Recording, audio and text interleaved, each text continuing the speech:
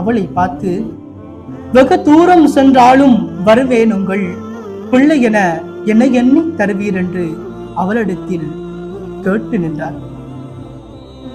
சொல்லென்ற வெயில் பொழுதில் நபிகள் தலையில் சுமையேற்றி அவர் பின்னே நடக்கலானார்.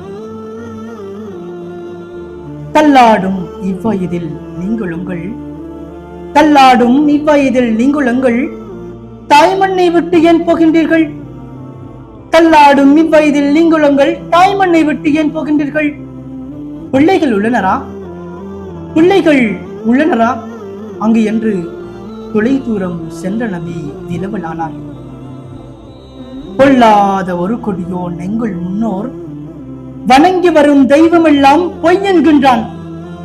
பொல்லாத ஒரு கொடியோ நெங்குள் முன்னோர் வணங்கி வரும் தெய்வம் எல்லாம் பொய் என்கின்றான். அல்லாஹ்வை வணங்கட்டான்.